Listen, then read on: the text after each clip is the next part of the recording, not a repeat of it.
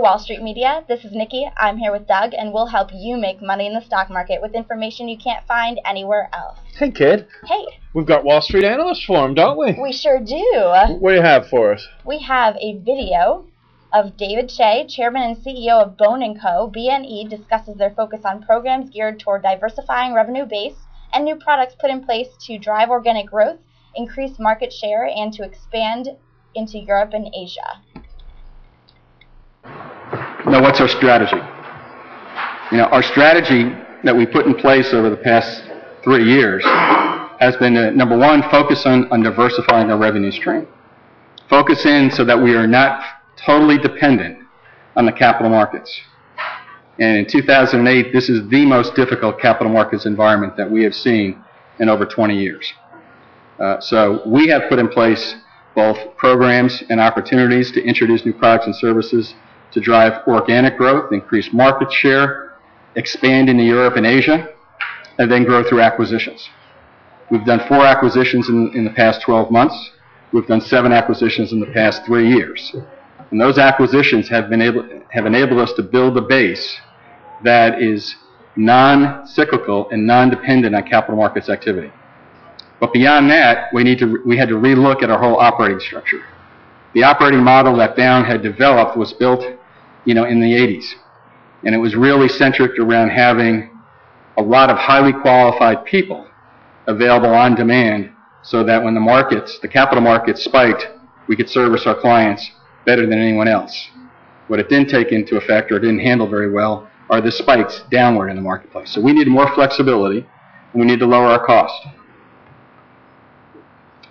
We've seen significant success over the past 4 years in terms of diversifying the revenue base. On the bottom of that chart, highlighted in red, has been the different swings you'll see in capital markets revenue. We saw back in 2005 a $250 million of capital markets, IPO, M&A activity, and then a significant bounce back in 06 and 07. And our results reflect it. But the other areas that we've really focused in is to drive growth in our compliance reporting, to drive growth, as you've seen, from $148 million to $186 million last year, to drive growth in our investment management. In 2004, $129 million. 2007, over $160 million. And then finally, if you look at our marketing communications business, in 2004, that was just under $40 million in revenue. Today, it's $131 million in revenue. And by 2009, the run rate will be north of $180 million in revenue.